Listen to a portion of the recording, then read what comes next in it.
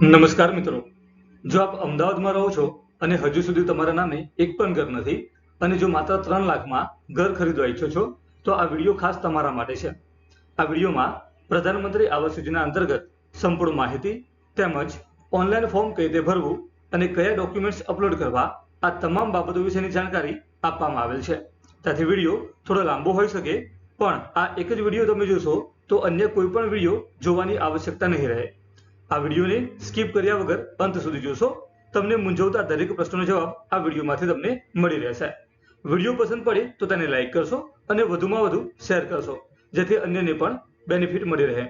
તમારો કોઈ પણ પ્રશ્ન હોય તો કમેન્ટ કરશો અને હજુ સુધી મારી ચેનલને સબસ્ક્રાઇબ નથી કરી તો અત્યારે જ તેને સબસ્ક્રાઇબ કરી લો જેથી આવા અગત્યના વિડીયો તમને મળતા રહે। તો ચાલો વિડીયોની શરૂઆત કરીએ। 5 તારીખના ન્યૂઝપેપરમાં પણ આ અંગેની જાહેરાત આપવામાં આવી હતી જે તમે સ્ક્રીન ઉપર જોઈ શકો છો। યોજના વિશે વાત કરીએ તો યોજનાનું નામ છે પ્રધાનમંત્રી આવાસ યોજના શહેરી EWS આર્થિક રીતે નબળા વર્ગના લોકો માટે ખાસ આયોજિત કરવામાં આવેલ છે। ઓનલાઈન અરજી કરવાની રીત જોઈએ તો ahmedabadcity.government.in આ વેબસાઇટની મુલાકાત લો। તેમાં ફોર્મમાં દર્શાવેલ વિગતો ભરો, જરૂરી ડોક્યુમેન્ટ્સ અપલોડ કરો, ફોર્મ સબમિટ કરો, એપ્લિકેશન નંબર સાચવો, એપ્લિકેશનની પ્રિન્ટ લઈને સાચવીને રાખો। જો કોમ્પ્યુટર ડ્રોમાં તમારી પસંદગી થાય છે તો તે જાણવા માટે સમયાંતરે તમારી વેબસાઇટની મુલાકાત લેવી। જો કે તમે આપેલ મોબાઈલ નંબર ઉપર તે અંગેનો મેસેજ પણ આવશે તો તે પણ ચેક કરતા રહેવું। જરૂરી દસ્તાવેજોની વાત કરીએ તો આધાર કાર્ડ એ કુટુંબના દરેક સભ્યોનું હોવું જોઈએ। આવકનો પુરાવો કોનું હોવું જોઈએ તે પણ સ્ક્રીન ઉપર તમે જોઈ શકો છો। રહેઠાણ અને ઓળખ આ બંનેનો એક પુરાવો, જેમ કે ઓળખમાં ઇલેક્શન કાર્ડ, આધાર કાર્ડ, રહેઠાણમાં રેશન કાર્ડ, લાઇટ બિલ વગેરે। બેંકની વિગત તો કેન્સલ ચેક તમારે અપલોડ કરવાનો રહેશે અને પાસપોર્ટ સાઇઝનો ફોટો જોશે। ડોક્યુમેન્ટ્સની વિગત તમે સ્ક્રીન ઉપર જોઈ શકો છો। ડોક્યુમેન્ટ્સ તૈયાર કરવા માટે તમે આનો સ્ક્રીનશોટ પણ લઈ શકો છો। આવકનો દાખલો જે છે એ મામલતદાર દ્વારા વાર્ષિક 3 લાખથી વધે નહીં તે પ્રમાણેનો હોવો જોઈએ। ઓનલાઈન એપ્લિકેશન માટેનો સમયગાળો જોઈએ તો તારીખ 5/5/2026 થી 19/6/2026 સુધીનો છે। કુલ આવાસોની સંખ્યા 7,825 છે। આવાસ 1 BHK છે અને તે કાર્પેટ એરિયા જોઈએ તો 28 સ્ક્વેર મીટરના જોવા મળશે। મિત્રો સ્ક્રીન ઉપર આપ જોઈ શકો છો 1 થી 11 ક્રમ દર્શાવવામાં આવેલા છે અને તેની સામે સ્થળના નામ તેમજ યોજનાનો કોડ દર્શાવવામાં આવેલા છે અને તેની જસ્ટ સામે દરેકે દરેક કોડ પ્રમાણે કેટલા આવાસોની સંખ્યા છે અને તે કેટલા માળના છે તે દર્શાવવામાં આવેલું છે। જેમ કે 1 નંબર ઉપર આપણે જોઈએ તો નિકોલ, જેની યોજનાનો કોડ છે EWS 52, તેમાં 1568 મકાનો છે અને આ આવાસો કેટલા ફ્લોરના હશે તો પાર્કિંગ અને 14 માળ તે પ્રમાણે રહેશે। તેવી જ રીતે અલગ અલગ માળ 7 માળના, 9 માળના, 7 માળના, 10 માળના આવી રીતે અલગ અલગ માળની વિગતો અહીં દર્શાવવામાં આવેલી છે। મિત્રો હમણાં જે સ્થળની વિગતો અને આવાસની સંખ્યા વિશે આપણે જોયું તેનું બાયફર્કેશન કરીને અહીં દર્શાવવામાં આવેલું છે। જેમ કે નિકોલ, તો નિકોલની અંદર કુલ યોજનાનો કોડ 52, 64 અને 65 એમ અલગ અલગ જગ્યાએ બનવા પાત્ર છે। જેમ કે 52 કોડ અંતર્ગત 1568 આવાસ, EWS 64 કોડ અંતર્ગત 376 અને 65 કોડ અંતર્ગત 666। તો આમ નિકોલમાં તમે કુલ જોશો તો 2610 આવાસો બનવા જઈ રહ્યા છે। મોટેરાની વાત કરીએ તો 57 કોડ અંતર્ગત 56, 66 કોડ અંતર્ગત 1512 એટલે કે કુલ 1568 આવાસો બનવા જઈ રહ્યા છે। સરખેજની વાત કરીએ તો 2140, સિલજની વાત કરીએ તો 58 કોડ અંતર્ગત 110, 59 કોડ અંતર્ગત 392, કુલ 502।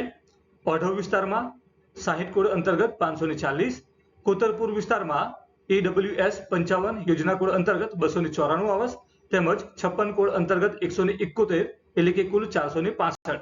આમ કરીને કુલ 7,825 આવાસ બનવા જઈ રહ્યા છે। આવાસના ક્ષેત્રફળની વાત કરીએ આપણે એટલે કે કાર્પેટ એરિયા જોઈએ તો કુલ કાર્પેટ એરિયા અંદાજિત 28 ચોરસ મીટરનો રહેશે અને ઘરની આપણે 1 BHK ની વિગતો જોઈએ તો લિવિંગ રૂમ, બેડરૂમ, રસોડું, બાથરૂમ અને વોશ એરિયા કેટલા ચોરસ મીટરના છે આ બધી જ વિગત આપ સ્ક્રીન ઉપર જોઈ શકો છો। આવાસની મુખ્ય વિશેષતાઓ જોઈએ તો બાંધકામ જે ભૂકંપ પ્રતિરોધક હશે, ઇકો ફ્રેન્ડલી છે। આંતરિક ફિનિશિંગની વાત કરીએ તો વિટ્રીફાઈડ ટાઇલ્સ ફ્લોરિંગ અને કિચનમાં સેન્ડવિચ કોટાસ્ટોન પ્લેટફોર્મ। જ્યારે બારી બારણાની વાત કરીએ તો power coated aluminium glass, sliding window અને લેમિનેટેડ સીટ સાથેના ફ્લશ ડોર। કેમ્પસ સુવિધા, આરસીસી રસ્તા, પેવર બ્લોક અને સ્ટાન્ડર્ડ કંપનીની લિફ્ટની સગવડ જોવા મળશે. આવાસની કિંમત અને સહાય વિશેની વાત કરીએ તો કુલ અંદાજિત ખર્ચ રૂપિયા 6 લાખ જમીનની કિંમત સિવાયનું થવા પાત્ર છે, પરંતુ લાભાર્થીએ ભરવાની રકમ કેન્દ્ર અને રાજ્ય સરકારની સહાયતા બાદ માત્ર રૂપિયા 3 લાખ જ ભરવાના રહેશે. મેન્ટેનન્સ ડિપોઝિટની વાત કરીએ તો પોઝિશન લેતા પહેલા રૂપિયા 30,000 અલગથી ભરવાના રહેશે અને તમે જ્યારે ઓનલાઈન એપ્લાય કરો છો ત્યારે ફોર્મ સાથે 7,500 રૂપિયા તમારે ભરવાના રહેશે. પાત્રતાના ધોરણો એટલે કે કોણ એલિજિબલ છે તેની વાત કરીએ આપણે તો સૌથી પહેલા આવક મર્યાદા. કુટુંબની કુલ વાર્ષિક આવક રૂપિયા 3 લાખથી વધુ હોવી જોઈએ નહીં, એટલે કે 3 લાખથી ઓછી હોય આવક તો જ તમે એપ્લાય કરી શકશો. આવાસની શરત વિશે વાત કરીએ તો અરજદાર કે તેના કુટુંબના કોઈ પણ સભ્યના નામે ભારતભરમાં ક્યાંય પણ પાકું મકાન કે જમીનનું પ્લોટ હોવો જોઈએ નહીં. કુટુંબની વ્યાખ્યા છે તો આપણે કહી દઈએ કે પતિ, પત્ની અને તેમના અપરિણિત બાળકો એ કુટુંબની વ્યાખ્યામાં સમાવેશ થાય. ઉંમરની વાત કરીએ તો અરજી સમયે અરજદારની ઉંમર 18 વર્ષ પરિપૂર્ણ હોવી જોઈએ. મહત્વની શરતોની વાત કરીએ તો આવાસોની ફાળવણી કમ્પ્યુટર ડ્રો પદ્ધતિથી થશે. આવાસ પતિ પત્નીના સંયુક્ત નામે ફાળવવામાં આવશે. મિત્રો, અહીં ખાસ ધ્યાન રાખવું કે પ્રથમ અરજદાર તરીકે મહિલા અને ત્યારબાદ બીજા અરજદાર તરીકે પુરુષ, એટલે કે ફર્સ્ટ એપ્લિકેન્ટ પ્રથમ અરજદાર તરીકે પત્ની અને ત્યારબાદ બીજા નંબરે પતિ, તે પ્રમાણે અરજી કરવી વધુ હિતાવહ કહી શકાય, કારણ કે સરકારનો આશય મહિલા સશક્તિકરણને પ્રાધાન્ય આપવાનો છે. ત્યારબાદ વાત કરીએ તો ફાળવણીના 7 વર્ષ સુધી મકાનને વેચી શકાતું નથી કે ભાડે પણ આપી શકાતું નથી. જો તમને મકાનની ફાળવણી થાય છે, ડ્રોમાં તમારું પસંદગી થાય છે, તો તમે 7 વર્ષ સુધી મકાનને તમે વેચી પણ શકતા નથી કે ભાડે પણ આપી શકતા નથી. દસ્તાવેજી ખર્ચ વિશે વાત કરીએ તો સ્ટેમ્પ ડ્યુટી અને રજીસ્ટ્રેશનનો ખર્ચ લાભાર્થીએ ભોગવવાનું રહેશે અને તમે જે પણ નકલો અપલોડ કરવાની હોય છે તે તમામ નકલો સ્વપ્રમાણિત એટલે કે સેલ્ફ એટેસ્ટેડ હોવી જોઈએ. તે બાબતની પણ કાળજી રાખવી. ઓનલાઈન અરજી www.ahmedabadcity.government.in આ વેબસાઇટ પર જઈને કરી શકો છો. અરજી કરવાની છેલ્લી તારીખ 19/6/2026 છે. વિશેષ નોંધ, ખોટી માહિતી આપનારની ડિપોઝિટ જપ્ત કરવામાં આવશે અને ફાળવણી રદ થશે. મતલબ કે તમે જે ઓનલાઈન એપ્લાય કરો છો, ફોર્મ ભરો છો, તે સમય દરમિયાન 7,500 રૂપિયા તમે જે ભરો છો, જો તમે કોઈ પણ ખોટી માહિતી આપેલી હશે તો તે જપ્ત કરવામાં આવશે અને ફાળવણી થઈ ગઈ હશે તો પણ તેને કેન્સલ કરવામાં આવશે. મિત્રો, હવે ઓનલાઈન એપ્લિકેશન કઈ રીતે કરવું તેના વિશે આપણે વાત કરીએ તો સૌથી પહેલા ગૂગલમાં AMC લખીને સર્ચ કરો. સૌથી પહેલી વેબસાઇટ ahmedabadcity.government.in એના ઉપર ક્લિક કરો. ત્યારબાદ આ પ્રમાણેનું ઇન્ટરફેસ તમને જોવા મળશે. તેમાં તમે નીચે થોડું સ્ક્રોલ કરશો અને અહીં ક્વિક લિંક એમાં સૌથી પહેલું આપેલું છે PMAY form four EWS Awas Yojana EWS phase 6-9. આના ઉપર તમારે ક્લિક કરવાનું રહેશે એટલે આ પ્રમાણેનું પેજ તમારે ઓપન થશે. ત્યાં તમે ડાઉનલોડ રિસિપ્ટ ઉપર તમે ક્લિક કરશો તો આ પ્રમાણે બોક્સ ઓપન થશે, જેમાં તમારે એપ્લિકેશન નંબર તમે એન્ટર કરીને રિસિપ્ટ ડાઉનલોડ કરી શકશો. પરંતુ આ ફોર્મ ભરી ગયા ત્યારબાદની પ્રોસેસ છે. જો તમારે અરજી કરવી છે તો અહીં ન્યૂ એપ્લિકેશન એના ઉપર તમારે ક્લિક કરવાનું રહેશે અને ત્યારબાદ આ પ્રમાણેનું પેજ ઓપન થશે. અહીં તમે જોઈ શકો છો અમદાવાદ મ્યુનિસિપલ કોર્પોરેશન પ્રધાનમંત્રી આવાસ યોજના EWS ફેઝ 6-9. મહત્વની સૂચના વિશે આપણે વાત કરીએ તો રિઝર્વ કેટેગરીના અરજદારોએ પોતાની જાતિ અંગેના ગુજરાત રાજ્યના પ્રમાણપત્રની પ્રમાણિત નકલ અરજી ફોર્મની સાથે ફરજિયાત સામેલ કરવાની રહેશે. બીજું, દિવ્યાંગજન અરજદારોએ વિકલાંગતાનો લાભ મેળવવા માટે 40% કે તેથી વધુ વિકલાંગતા અંગેનું સિવિલ સર્જનના પ્રમાણપત્રની પ્રમાણિત નકલ અરજી ફોર્મની સાથે ફરજિયાત સામેલ કરવાની રહેશે. ત્રીજું, ફોર્મમાં ખોટી માહિતી ભરવાથી રદ થનાર ફોર્મ બાબતે અથવા તો રિફંડ બાબતે ઉદ્ભવતા પ્રશ્નોની સંપૂર્ણ જવાબદારી અરજદારની રહેશે. આથી તમામ વિગતો સાચી અને સ્પષ્ટ ભરવી. ચોથું, વ્યક્તિ દીઠ એક જ ફોર્મ ભરી શકાશે. જો કોઈ અરજદાર દ્વારા એકથી વધુ ફોર્મ ભરેલ માલુમ પડશે તો તમામ ફોર્મ એલોટમેન્ટ રદ કરી ભરેલ ડિપોઝિટની પૂરેપૂરી રકમ જપ્ત કરવામાં આવશે. અને પાંચમું, ફોર્મની તમામ વિગતો ફરજિયાત ભરવાની રહેશે. અધૂરા ભરેલ ફોર્મ અમાન્ય રહેશે. મિત્રો, અહીં ખાસ નોંધ પણ આપવામાં આવેલી છે. સદર આવાસો પૈકી અમુક આવાસોના બાંધકામની કામગીરી પૂર્ણ અથવા તો ચાલુ છે, જેથી ડ્રોમાં આપને આવાસ ફાળવણી થયા બાદ નાણાં એકસાથે જમા કરાવવા વહેલીસર પોઝિશન મેળવી શકાશે. અહીં તમે નીચે જોશો તો ડાઉનલોડ સોગંદનામું આપ્યું છે, એના ઉપર તમે ક્લિક કરશો તો આ પ્રમાણેનું સોગંદનામું તમને જોવા મળશે. અહીં તમારે સૌથી પહેલી જે લાઈન જે છે ત્યાં તમારે અરજદાર કરતા પોતાનું નામ લખવાનું રહેશે. ત્યારબાદ તેમની ઉંમર, ધંધો, ક્યાંના રહેવાસી છે એટલે કે એડ્રેસ, તાલુકો, જિલ્લો અને ધર્મ. ત્યારબાદ અહીં બીજા નંબરની વિગતમાં કુટુંબની વાર્ષિક આવક તે દર્શાવવાની રહેશે. ત્રીજા નંબરમાં અહીં જે કેટેગરીથી બિલોંગ કરતા હોય તે તમારે દર્શાવવાનું રહેશે. અને ત્યારબાદ સૌથી નીચે સ્થળ, તારીખ અને અરજદારની સહી તેમજ તેનું નામ લખવાનું રહેશે. ત્યારબાદ બાહેદારી છે તેમાં પણ અહીં પહેલી લાઈનમાં અરજદાર કરતાએ પોતાની નામની વિગત, પૂરેપૂરું નામ લખવાનું રહેશે. ત્યારબાદ તેનું એડ્રેસ, તાલુકો અને જિલ્લો દર્શાવવાનું રહેશે. ત્યારબાદ આપણે આગળ વાત કરીએ તો છેલ્લે સ્થળ અને તારીખ લખવાની રહેશે, અરજદારની સહી અને ત્યારબાદ પતિ પત્નીની સહી. એટલે કે જે વ્યક્તિ અરજી કરે છે તેની સહી પહેલાં આવશે અને ત્યારબાદ બીજા અરજદારની સહી આવશે. મતલબ કે સંયુક્તપણે તમે અરજી કરો છો અને પત્નીનું નામ પહેલાં હોય છે તો તેમની સહી અને ત્યારબાદ પતિનું નામ હોય છે તો પત્ની એના ઉપર ચેકો મારીને પતિની સહી કરવાની રહેશે. મિત્રો, આ સોગંદનામું અને બાહેદારી આ બંનેની તમારે પ્રિન્ટ આઉટ લેવાની છે. ત્યારબાદ આ બધી વિગતો ભરવાની છે અને ત્યારબાદ પીડીએફ બનાવીને તમારે જ્યાં માગેલું છે ત્યાં તમારે અપલોડ કરવાનું રહેશે. ત્યારબાદ અહીં ડાઉનલોડ બ્રોશર્સ એના ઉપર તમે ક્લિક કરશો એટલે આ પ્રમાણેની પીડીએફ ઓપન થશે. અહીં તમે જોઈ શકો છો EWS આર્થિક રીતે નબળા વર્ગના લોકો માટે પ્રધાનમંત્રી આવાસ યોજના શહેરી ફોર્મ અને માહિતી પત્રિકા. મિત્રો, અહીં બધા જ પ્રકારની માહિતી આપવામાં આવેલી છે એટલે તમને કંઈ પણ પ્રશ્ન હોય તો તમે અહીંથી એ વિગતો તમે જોઈ શકો છો. અહીંયા તમે જોઈ શકો છો કે કુલ 1 થી 11 નંબર અહીં દર્શાવવામાં આવેલા છે, જ્યાં જગ્યાનું નામ અને આવાસોની સંખ્યા તેમજ માળની વિગતો અને યોજનાનો કોડ અહીં દર્શાવવામાં આવેલો છે. ત્યારબાદ તમે અહીં જોઈ શકો છો કે દરેકે યોજનાના કોડ પ્રમાણે અહીં સાઇટ લોકેશન અને ઘર જે 1 BHK એ કયા પ્રકારનું હશે, એમાં કાર્પેટ એરિયા જે છે તેમાં living room, bedroom, kitchen, bathroom, wash area કઈ રીતનું આપેલું છે એ બધી જ માહિતી અહીં તમે પીડીએફ દ્વારા જોઈ શકો છો, જે સ્ક્રીન ઉપર બતાવવામાં આવેલ છે. આ આખી પીડીએફનો તમે સંપૂર્ણ અભ્યાસ કરશો તો લગભગ તમને દરેક પ્રકારની માહિતી મળવાપાત્ર થશે. તેમ છતાં જો તમારે કોઈ પણ પ્રકારનો પ્રશ્ન હોય તો તમે નીચે કમેન્ટ બોક્સમાં પ્રશ્ન પૂછી શકો છો. મિત્રો, અહીં તમે જુઓ કે યોજનાની વિગતો તેમાં ઘણી બધી સૂચનાઓ આપવામાં આવેલી છે. શક્ય હોય તો તમે આ બધી જ સૂચનાઓ જે છે એ એકવાર તમારે અભ્યાસ કરી લેવો. બાકી જે અગત્યની જરૂરી સૂચના કહી શકાય તે બધી જ સૂચનાઓ જે છે મેં તમને વિડીયોની શરૂઆતમાં જ જણાવેલી છે. મિત્રો, હવે ઓનલાઈન ફોર્મ કઈ રીતે ભરવું તેના વિશે વાત કરીએ. જ્યાં લાલ ફૂદડી તમને જોવા મળે તે વિગતો તમારે કમ્પલસરી ભરવાની રહેશે.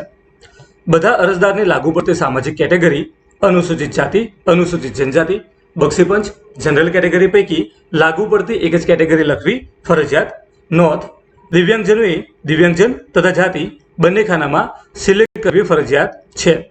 ત્યારબાદ 40% કે તેથી વધુ વિકલાંગતા અંગેનું સિવિલ સર્જનનું પ્રમાણપત્ર રજૂ કરવું ફરજિયાત છે. મિત્રો, અહીં તમે કેટેગરી જુઓ, SC, ST, જનરલ, OBC, દિવ્યાંગ જે પણ લાગુ પડતી હોય તે તમારે સિલેક્ટ કરવાની રહેશે. જેમ કે આપણે જનરલ સિલેક્ટ કરીએ છીએ અહીંયા. ત્યારબાદ અરજદારનું પૂરું નામ આધાર કાર્ડ મુજબ લખવાનું રહેશે, જેમાં અટક, નામ અને પિતા કે પતિનું નામ લખવાનું રહેશે. ત્યારબાદ બીજા નંબરમાં પતિ, પત્ની કે પિતાનું નામ આધાર કાર્ડ મુજબ અહીં દર્શાવવાનું રહેશે. ત્યાર પછી આપણે વાત કરીએ તો અરજદારનું પત્ર વ્યવહાર માટેનું પૂરું સરનામું જે છે અહીં દર્શાવવાનું છે અને ત્યારબાદ પિનકોડ નંબર. ત્યાર પછી કાયમી સરનામું એટલે કે પરમનન્ટ એડ્રેસ જો સેમ હોય તો તમે કોપી પેસ્ટ કરી શકો છો અને જો અલગ હોય તો એ પ્રમાણે તમે અહીં દર્શાવી શકો છો. ત્યારબાદ ટેલિફોન નંબર, ઓફિસનો નંબર અને ત્યારબાદ પોતાનો મોબાઈલ નંબર. મિત્રો, મોબાઈલ નંબર ખાસ અગત્યનું છે કારણ કે લકી ડ્રોમાં જો તમારી પસંદગી થશે તો એ અંગેનું મેસેજ તમને આ મોબાઈલ દ્વારા જ મોબાઈલ નંબર ઉપર જ ટેક્સ્ટ મેસેજ કરવામાં આવશે. તો મોબાઈલ નંબર ખાસ કાળજીપૂર્વક અહીં લખવો. ત્યારબાદ અન્ય એક મોબાઈલ નંબર, ઈમેલ એડ્રેસ અને અરજદારનો વૈવાહિક દરજ્જો અહીં દર્શાવવાનો રહેશે. પરણિત, અપરણિત, વિધવા, વિધુર, ત્યક્તા, અન્ય. મિત્રો, લાગુ પડતી વિગતો જે છે તે તમે સિલેક્ટ કરો છો તો તેનું સર્ટિફિકેટ પણ તમારી પાસે હોવું જોઈએ. જેમ કે વિધવા તમે સિલેક્ટ કરો છો તો તે અંગેનું પ્રમાણપત્ર તમારી પાસે હોવું જોઈએ. ત્યાર પછી વાત કરીએ આપણે અરજદારની ઉંમર જે અહીં દર્શાવવાની રહેશે. શરત નંબર 20, અરજી કરવાની અંતિમ તારીખ સુધીમાં અરજદારની ઉંમર 18 વર્ષ પૂર્ણ થયેલી હોવી જરૂરી છે. ઉંમર અંગે કોઈ મુદ્દો ઉપસ્થિત થાય ત્યારે શાળા છોડ્યાનું પ્રમાણપત્ર અથવા જન્મનો દાખલો પુરાવા રૂપે રજૂ કરવાનો રહેશે. 5મા નંબર ઉપર વાત કરીએ તો અરજદાર હાલ રહે છે તે મકાન અંગેની વિગતો દર્શાવવાની છે, જેમ કે માલિકનું નામ અને ત્યારબાદ ભાડાનું મકાન, કાચું મકાન કે પાકું મકાન જે લાગુ પડતી હોય વિગત તેના પર તમારે અહીં ક્લિક કરવાનું રહેશે. ત્યારબાદ આંકડાકીય માહિતી આપવાની છે, જેમાં ક્ષેત્રફળ ચોરસ મીટરમાં, રૂમની સંખ્યા અને તમે કેટલા વસ્તી રહો છો તે તમારે દર્શાવવાનું રહેશે. ત્યાર પછી રહેઠાણ પુરાવા માટેનું 1 તથા ઓળખના પુરાવા રૂપે 1 એમ કોઈ પણ 2 પુરાવા તમારી પાસે હોવા જરૂરી છે. એક પુરાવો ફોટો દર્શાવતો હોવો ફરજિયાત છે અને બીજો પુરાવો રહેઠાણનું સરનામું દર્શાવતો હોવો ફરજિયાત છે. ઉપર મુજબ આપણે બંને પુરાવા નીચેના ખાનામાં ટિક કરી તથા તેના નંબર પણ લખવાના રહેશે શરત નંબર 28 મુજબ. મિત્રો, શરત નંબર 28 અહીં તમે જોઈ શકો છો આપવામાં આવેલ છે. શરત નંબર 28, અરજદારે અરજીપત્રકમાં સૂચવેલ 7 વિકલ્પો પૈકી 1 ફોટો દર્શાવતા, પતિ તેમજ પત્નીના આધાર કાર્ડની નકલ અને બીજું રહેઠાણનું સરનામું દર્શાવતા એમ બંને અંગેના પુરાવા પ્રમાણિત નકલ આપવી ફરજિયાત છે. મિત્રો, અહીં તમે જોઈ શકો છો કે કુલ 1, 2, 3, 4, 5, 6 અને 7 વિગતો અહીં દર્શાવવામાં આવેલી છે. તેમાં ઓળખના પુરાવા તરીકે 2 એટલે કે એક ઇલેક્શન કાર્ડ અથવા તો પછી ડ્રાઇવિંગ લાયસન્સ અને બીજું આધાર કાર્ડ કાં તો પછી પાન કાર્ડ, આ 4માંથી તમારે કોઈ પણ 2, અને રહેઠાણના પુરાવા માટે રેશન કાર્ડ, લાઇટ બિલ, આમાંથી કોઈ પણ 1 અથવા તો પછી ટેક્સ બિલ હોય તો એમાંથી કોઈ પણ મતલબ કે જે છે એ 1 વિગત, આમ કરીને કુલ 3 તમારી પાસે વિગતો જે છે એ હોવી જોઈએ. એના સર્ટિફિકેટ તમારી પાસે હોવા જોઈએ. ત્યાર પછી આગળ વાત કરીએ આપણે તો અરજદારના કુટુંબના સભ્યોની વિગત અહીં દર્શાવવાની છે. જેટલા પણ સભ્યો હોય તેમનું આધાર કાર્ડ મુજબ પૂરું નામ લખવાનું છે, આધાર કાર્ડનો નંબર લખવાનો છે, ઉંમર લખવાની છે અને ત્યારબાદ અરજદાર સાથેનો સંબંધ અહીં દર્શાવવાનો રહેશે. શરત નંબર 38, અરજદારે કુટુંબના સભ્યોની વિગતમાં જેટલા સભ્યોના નામ હોય તે તમામના આધાર કાર્ડની નકલ ફરજિયાત સામેલ કરવાની રહેશે. ત્યાર પછી 8 નંબર ઉપર જોઈએ તો અરજદારના બેંક ખાતાની વિગત જરૂર જણાય તો આપની બેંકના અધિકારીશ્રીનું માર્ગદર્શન પણ લેવું. મિત્રો, બેંકની વિગતો આપણી પાસે હોય જ છે. બેંકનું નામ, ખાતા number, branch, IFSC code, MICR code, આ બધી જ વિગતો તમારી પાસબુકમાં પ્રથમ પેજ ઉપર લખેલી જશે. અથવા તો તમે કોઈ એપ્લિકેશન યુઝ કરતા હોય જે તે બેન્કિંગની, તો ત્યાં પણ મતલબ કે તમને મળી રહેશે. અને જો ના મળે તો તમે બેંકનો સંપર્ક સાધી શકો છો. 9મા નંબર ઉપર જોઈએ તો કુટુંબના તમામ સભ્યોને મળીને કુટુંબની વાર્ષિક આવક રૂપિયા, જે પણ વાર્ષિક આવક થતી હોય છે તે તમારે અહીં દર્શાવવાની રહેશે અને સાથે સાથે તમારી પાસે આવકનું પ્રમાણપત્ર પણ હોવું જોઈએ. તમે શું કરો છો, નોકરી, ધંધો, છૂટક મજૂરી જે પણ તમે કરતા હોય એ પ્રમાણેની વિગતો તમારે અહીં દર્શાવવાની રહેશે. ત્યારબાદ શરત નંબર 4 ઉપર વાત કરીએ આપણે. કુટુંબના તમામ સભ્યોની મળીને કુલ વાર્ષિક આવક રૂપિયા 3 લાખ, કુલ વાર્ષિક આવક રૂપિયા 3 લાખથી વધુ હોવી જોઈએ નહીં. આ યોજના માટે જ્યાં જ્યાં કુટુંબનો ઉલ્લેખ કરાયેલો છે ત્યાં કુટુંબ એટલે પોતે એટલે કે અરજદાર કરતા પોતે, પોતાની પત્ની અથવા તો પછી પતિ તથા તેમના અપરિણિત બાળકો. કુટુંબનો પુખ્ત વયનો સભ્ય ભારત દેશમાં પાકું મકાન કે જમીનનો પ્લોટ ન ધરાવતો હોય તો તેનો વૈવાહિક દરજ્જો ધ્યાને લીધા વગર સદર આવાસ મેળવવા હકદાર છે. અરજદારે વાર્ષિક આવકનું પ્રમાણપત્ર અરજી કરેલ હોય તે નાણાકીય વર્ષનું અથવા ફાળવણી પત્ર અપાયેલ હોય તે નાણાકીય વર્ષનું રજૂ કરવાનું રહેશે. ત્યાર પછી 10મા નંબરની કોલમ જે છે એમાં જે વારસદારનું નોમિનીનું પૂરું નામ એટલે કે નોમિનીમાં જેને તમે રાખવા માંગતા હોય તેનું તમારે પૂરું નામ, અટક, નામ અને પિતા કે પતિનું નામ તમારે દર્શાવવાનું રહેશે. ત્યારબાદ તમારે અહીં સરનામું દર્શાવવાનું છે અને વારસદાર નોમિની અરજદાર સાથેનો સંબંધ જે છે એ શું થાય છે તે અહીં તમારે દર્શાવવાનું રહેશે. ત્યારબાદ મિત્રો, ખૂબ જ અગત્યની વાત કહી શકાય એવું 11મા નંબરની કોલમ કે જ્યાં આવાસ બનાવવાના છે તેવા જુદા જુદા સ્થાનો માટેની યાદી માટે જુઓ પરિશિષ્ટ 1. મિત્રો, અહીં તમે પરિશિષ્ટ 1ની વિગતો તમે જોઈ શકો છો. કુલ અનુક્રમ નંબર 1 થી 11 સુધી દર્શાવવામાં આવેલા છે અને આ દરેક જગ્યાએ જગ્યાનું નામ અહીં તમે જોઈ શકો છો. નિકોલ, ત્યારબાદ જે છે એ સિલચ છે, મોટેરા છે, ઓઢવ છે. તો અહીં તમે વિગતો જોઈ શકો છો અને તેની સામે આવાસની સંખ્યા, માળની વિગતો અને યોજનાનો કોડ અહીં તમે જોઈ શકો છો. આ 1 થી 11 નંબર જે છે એમાં વિગતો તમારી જે છે એ પ્રાયોરિટી પ્રમાણે તમારે દર્શાવવાની રહેશે. જેમ કે અહીં તમે જુઓ કે સૌથી પહેલાં આપણે એવું વિચારતા હોઈએ કે મારા સૌથી પહેલાં જે છે એ મોટેરા મતલબ કે 10 નંબર જે છે જેમાં મોટેરા 1512 આવાસોની સંખ્યા છે. તો મોટેરા જે છે એનો કોડ કયો છે તો 66 નંબરનો કોડ છે. તો સૌથી પહેલાં મારે જો એમાં સિલેક્ટ કરવું હોય તો અહીં કોડ નંબર હું 66 ઉપર સિલેક્ટ કરી દઈશ. તો અહીં તમે જોઈ શકો છો કે મોટેરા કોટેશ્વર, તો એની વિગતો આવી ગઈ.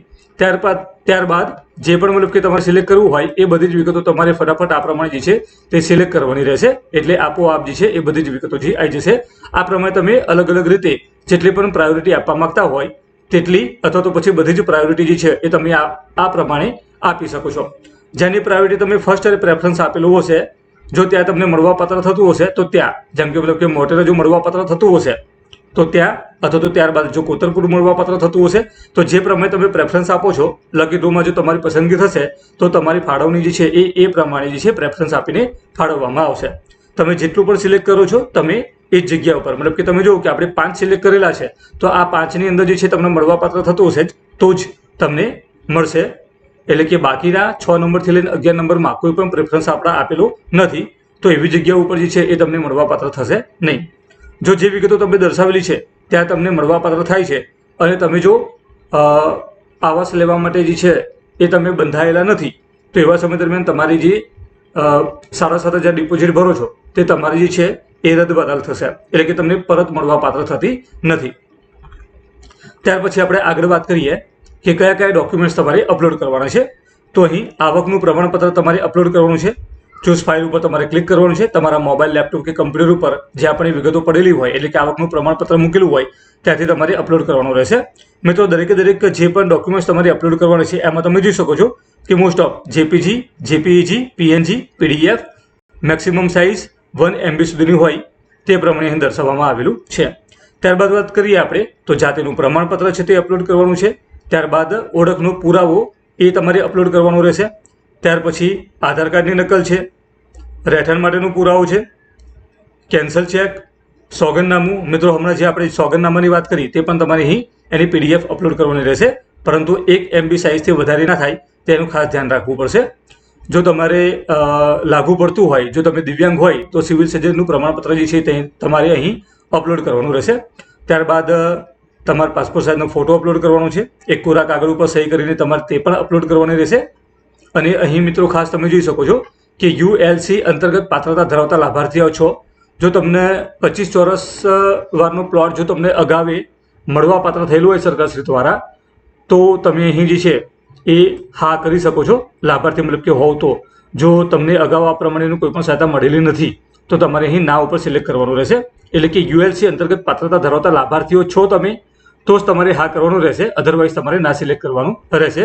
આ અંગેની વિગતો જે છે એ નીચે પણ દર્શાવવામાં આવેલી છે 43 નંબર ઉપર, ત્યારે આપણે વિગતે ચર્ચા કરીશું. 23 નંબર ઉપર આગળ જોઈએ આપણે તો રકમ જે છે 7,500 રૂપિયા જે છે બરોબર, એ તમારે ડિપોઝિટ જે છે અરજી સાથે તમારે ભરવાની રહેશે. તો તમારે બેંકનું નામ અને બ્રાન્ચ અહીં તમારે દર્શાવવાની રહેશે. ત્યારબાદ શું લખેલું છે તો યોજનાની તમામ વિગતો તથા શરતો મેં વાંચેલ છે જે મને કબૂલ મંજૂર છે. હું બાહેદારી આપું છું કે મારા તથા મારા કુટુંબના કોઈ પણ સભ્યના નામે ભારત દેશમાં કોઈ પણ સ્થળે તેમનું મકાન અથવા જમીનનો પ્લોટ હશે અને આ મુદ્દે જો કોઈ ખોટી રજૂઆત કરાયેલી હોવાનું ધ્યાનમાં આવશે તો એલોટમેન્ટ રદ થશે અને ભરેલ ડિપોઝિટની પૂરેપૂરી રકમ જપ્ત કરવામાં આવશે જે મને કબૂલ મંજૂર છે અને રહેશે. તથા આ યોજનાના અનુસંધાને મકાન મેળવવાના ડ્રોમાં સફળ થયા બાદ અમદાવાદ મ્યુનિસિપલ કોર્પોરેશન જ્યારે પણ આગળની ભરવાપાત્ર રકમ ભરવાનું જણાવે તે રકમ ભરવા માટે હું તૈયાર છું. અને જો આ રકમ જણાવવામાં આવેલ સમય મર્યાદાની અંદર ભરવામાં હું નિષ્ફળ જઈશ તો આ અરજી સાથે ભરેલ રકમ જપ્ત થશે અને તેની ફાળવણી પણ રદ થશે જે મને કબૂલ મંજૂર છે અને રહેશે. મિત્રો ત્યારબાદ યોજનાની વિગતો અહીં દર્શાવવામાં આવેલી છે તે તમારે એકવાર વાંચી લેવી. ખાસ કરીને મુદ્દા નંબર 3 અને 4 એ ખાસ વાંચવો, જેમાં દર્શાવેલું છે કે સદર આવાસની ફાળવણી પ્રધાનમંત્રી આવાસ યોજના PMAY અંતર્ગત થયેલ હોય તે પૈકી પ્રધાનમંત્રી આવાસ યોજનાના 4 ઘટક જેવા કે AHP, BLC, CLSS અને ISSR માંથી કોઈપણ એક જ ઘટકમાં સહાય મળવાપાત્ર છે. ઉપરોક્ત 4 ઘટક પૈકી કોઈપણ ઘટકમાં લાભ મેળવેલ ન હોય તે જ ફાળવણીને પાત્ર રહેશે. તથા જો એવું માલુમ પડશે કે અરજદારે સૂચવેલ લાભ મેળવેલ છે તો સદર ફાળવેલ આવાસની ફાળવણી અમદાવાદ મ્યુનિસિપલ કોર્પોરેશન દ્વારા રદ કરવામાં આવશે. આ આવાસ પ્રધાનમંત્રી આવાસ યોજના અંતર્ગત ફાળવેલ હોય સદર આવાસ ઉપર બેંક કે ફાઇનાન્શિયલ સંસ્થા પાસેથી CLSS સહાયનો લાભ મળવાપાત્ર નથી તથા મેળવવાની રહેશે નહીં. આ બધી જ વિગતો મિત્રો તમારે વાંચી લેવાની છે. અહીં જે પણ શરતો દર્શાવવામાં આવી છે તે બધી જ તમારે એક વખત જોઈ લેવાની રહેશે. મિત્રો જે ઉપર વાત કરી આપણે ULC માટેની, તેના માટે જે છે એ 43 નંબરની જે સૂચના જે છે એ અહીં તમે જોઈ શકો છો. જો આ એક વખત તમારે વાંચી લેવાની અને 43 નંબરની સૂચના જે છે એ તમારે જો લાગુ પડતી હોય અહીં તમે જોઈ શકો છો શહેરી ગરીબોને 25 ચોરસ મીટરના ફાળવેલ પ્લોટની સામે સુવિધાપૂર્ણ મકાન ફાળવવા માટે અગ્રતા આપવામાં આવશે. જો તમારે આ પ્રમાણે 25 ચોરસ મીટરનો પ્લોટની ફાળવણી કરવામાં આવેલી હોય તો તમારે એ સરકારમાં પરત જમા કરાવવું પડશે અને એવા કેસની અંદર તમને આમાં અગ્રતા મળશે. પણ જો આવું કંઈ પણ ના હોય તો તમારે જસ્ટ નો સિલેક્ટ કરવાનું રહેશે. જે લોકોને 25 ચોરસ મીટરના પ્લોટની ફાળવણી કરવામાં આવેલી હોય તેમની વાત છે. અને જો તેઓ ફાળવેલ હોય અને યસ કરે છે તો તેમને આ પ્લોટ સરકારને પરત કરવાનું રહેશે અને એવા કેસની અંદર તેમને આની અંદર અગ્રતા આપવામાં આવશે. મિત્રો, અગ્રતાની વાત કરીએ ત્યારે ખાસ ધ્યાન રાખવું કે જ્યાં પણ મતલબ કે જે છે એક યુએલસી છે તેમને અગ્રતા મળવા પાત્ર રહેશે સૌથી ફર્સ્ટ પ્રાયોરિટીની અંદર. ત્યારબાદ દિવ્યાંગ છે તેમને આઈ થિંક કેટેગરીના લોકો જે છે અને વિધવા પર્સન જે છે તો આ બધા લોકોને ક્યાંક ને ક્યાંક જે છે એ એમનું જે પ્રમાણે એનો કોટા ફાળવેલ હોય તે પ્રમાણે તેમને પ્રાયોરિટી મળવા પાત્ર આઈ થિંક રહેતી હોય છે. તો તે અંગે પણ જે છે એ તપાસ કરી લેવી. ત્યાર પછી અહીંયા તમે જોઈ શકો છો કે એટલે કે તે અંગેના ડોક્યુમેન્ટ્સ તમારે તૈયાર રાખવાના રહેશે. અહીં તમારે બોક્સ જે છે તેના ઉપર તમારે ક્લિક કરવાનું રહેશે. હું મારા ધર્મની સોગંદ ખાઈને આ એકરાર કરું છું કે મેં અરજી ફોર્મમાં જણાવેલ તમામ માહિતી સાચી રીતે ભરી છે. ફોર્મમાં જણાવેલ સૂચનાઓ તથા માહિતી મેં સમજપૂર્વક વાંચી છે અને ફોર્મ સમજી વિચારીને ભરેલ છે અને ફોર્મમાં જણાવેલ સૂચનાઓ તથા શરતો મને સંપૂર્ણપણે કબૂલ મંજૂર છે, જે મને સદૈવ બંધન કરતા રહેશે.